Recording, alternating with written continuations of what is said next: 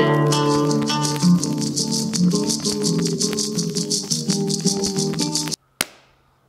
is it? Are we syncing? Yeah, I just synced, okay? You're really blowing it from this part. All right, so everybody, welcome to the show. We're back. We're live. We're indirect. Yo, what's up, dude? Like, how's the family? Like, we got this man right here.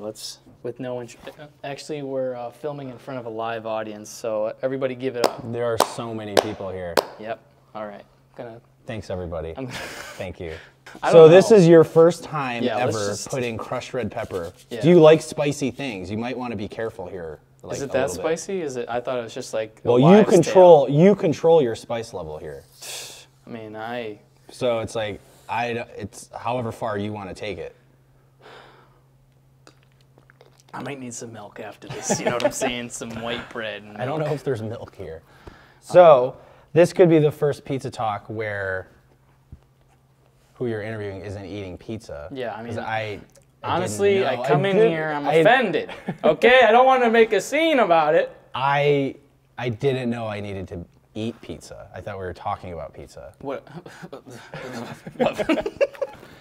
What are we just gonna look at it? What is this? A painting on the wall? This is Mozart? But maybe throughout the course of this episode, because I think we're doing this for like 48 days. Yeah, I will get hungry. I mean, I haven't eaten since like 12. I ate like half a bowl of cereal because it was like. Why only a half? Who eats a half a bowl of cereal? Well, it was at that point where like it's at the bottom, so it's only like crumbs and whatever the heck. And soggy shit? No, like at the bottom of like the box of cereal. Oh. You're not getting like full pieces of cereal. Yeah, just like dust. What kind of cereal was it? It was like an off-brand Honey Bunches of Oats. Shout out, Honey Bunches. Shout out Golden Grams. What is that? What do you mean, what is Golden Grams? What is that? Oh my goodness. They're like, it's the best. It's like little pieces of like graham crackers. You talking about Life cereal? Life is good too. Life is classic. Life is cinnamon. Dude, Golden Grams though. Golden Grams is like the treat. That's like candy. You're eating candy. Oh, what about the ones that are just small cookies? I don't do that. That's too far. You don't do That's that. just straight cookies. Just dessert for breakfast. Yeah. No. And milk. No. So what's your favorite color? That's a good question. Actually, mine's purple, so Oh my God. let's talk about the purple gang. That's why we're friends. Because I always interrupt you. My favorite color is purple. Oh, really? It used to be. I don't know. Like that's a thing. Like how I don't know. I guess for me, maybe y'all think about that often, but I don't think I ever revisit like my favorite color. But when I was a kid, it was purple. I mean, because I think mine, like for that, like for me now, it like actually changes and shifts depending on like my mood or like what's going on in the year or whatever. Like currently, my favorite color is green. I think you're wearing green. Your eyes are green. My eyes are blue. Are you sure? Yeah, I'm very sure. But maybe I'm colorblind. They kind of change. They kind of change depending on what I'm wearing. But yeah, so my favorite color used to be purple. When else does favorite color like surface in your life that like it matters of like, wow, I really like this over that? Because you're wearing orange. So clearly if there was an orange and a purple hoodie, you already chose wrong. If I'm like walking outside, I just want people to like see me from like 5 miles away. Cause like, oh, there he is. You know what I'm saying? But why didn't you buy a purple hoodie? They're too expensive. Like the purple prices. the purple prices in this economy? You gotta be kidding me. We have a huge issue going on. All right, when purple things are way too expensive. That wraps it up with color talk with I think because you don't have a solid answer. But I can't answer that either. That's why what is that question? What is that question answering? What's your favorite color? In the moment? I don't know. You're really stressing me out right now. I feel like violated. I feel like tables have turned here. Tables have turned. I feel like they're always been in your court. The tables have been in your court. We're not even playing basketball. No baseball. Only like what? So chess. I just want to let's just leave that question out on the table for the world then. What does the question of what is your favorite color actually mean? I'm gonna put some like really spiritual music when you say that, like make it black and white slow-mo. You know. What does the question, "What is your favorite color?" actually mean? I don't think that made any sense. What? Do like a lot of like, so I can slow it down. You know, do like a lot of like. Yeah, make it edgy. We need more edge to this show. It's just like for a bunch of squares.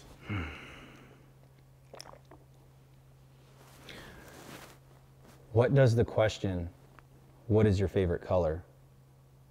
actually mean? Anyway.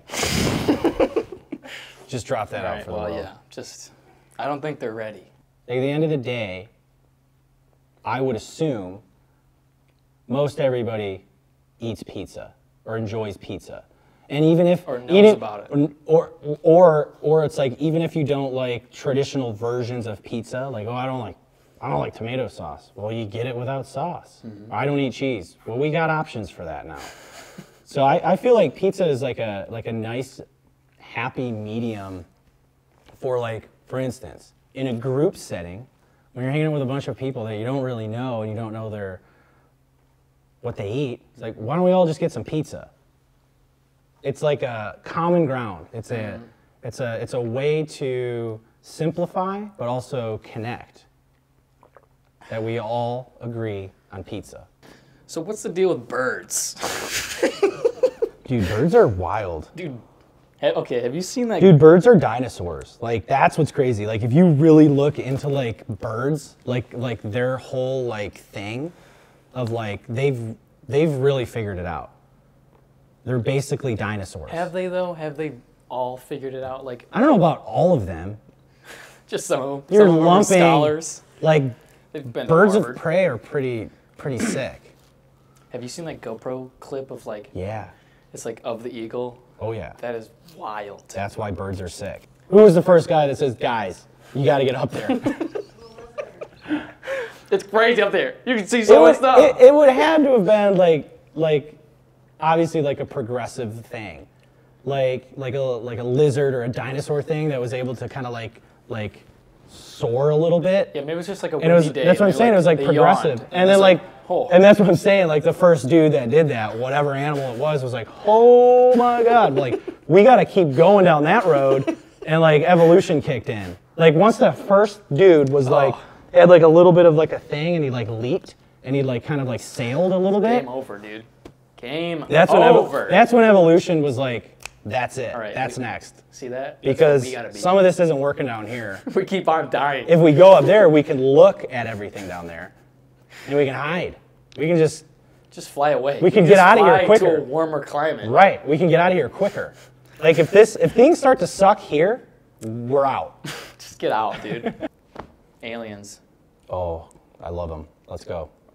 What are they here? Are they not? Do they exist? What's the deal with them? Like. This is a whole nother pizza talk. This is a whole like nut that I'm cracking right now. So my favorite thing about the whole alien conundrum is the Fermi paradox. Which, do you know anything about that? Google it. It's fantastic. It's a spiral. Complete snowball down the path of like existence. So the Fermi paradox brings up the issues or concepts of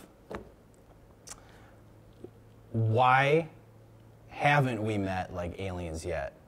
Why isn't there any evidence of that with so many, I guess, concepts and ideas of like why they should or could? So the Fermi paradox is like that explanation of like why haven't we met aliens yet? Or why haven't we met an extraterrestrial civilization yet?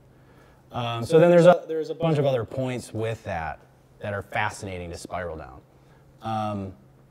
And some of them, like I'm obviously not going to do it like the best justice here of it, explanation of it, but in like I guess to sum it up in a sense is like there's the alternate paths of that are like are we the only civilization or being that has surpassed a certain level of evolution to get to the point that where we're actually thinking of that. Yeah, questioning so like it. questioning it. So are we the first? So there's that there's that whole concept. Or another one, for instance, would be, are we so far behind? Are there many, many other extraterrestrial civilizations so far ahead that are aware of us that just don't really want to we're good. We don't want to get involved with that thing because they might know that we're not going to make it even past a certain point. And like things like that are all like brought up in that concept and like the paradox, like the Fermi paradox. So do I like aliens? I love aliens. If they exist. So the question would be, what like one of like the concepts in it or whatever, like the Fermi paradox, do I like think is accurate? And I think that's hard. It's hard to tell. Obviously. There's no like perspective to really like. Right. Because obviously, yeah, that's obviously the whole conundrum of like, yeah, okay, there could be things way smarter than us that have like are aware of us, and again, it's like we could be like the ants of exactly. someone else's or thing. Or the scarier thing to me, which might answer the question like, do I think aliens exist or not? But the scarier thing to me is actually thinking that we're the smartest thing that's gotten past this certain point. So like, oh, I just remembered another part of like this whole Fermi paradox thing. So there's like this line, there's this like point in time of like evolution of like beings or whatever, of creatures and civilizations that like they can't get past to like become something. So like maybe there are other planets that have had life, but it all died off because of something else.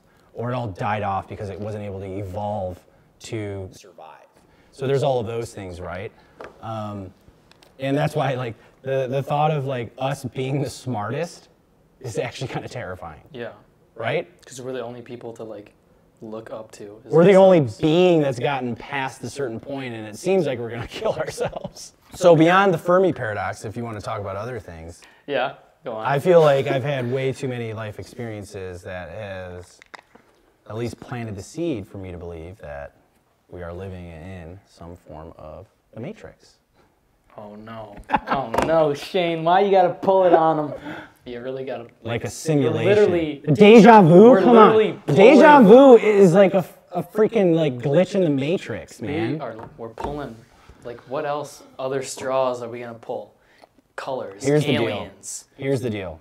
Matrix. When you die, you're gonna wake up as like something else, like taking like a VR headset off, going, wow. Screw that one up. We'll try again. Let's play again. Bears, purple. Colors, aliens and birds and paradoxes, and yeah.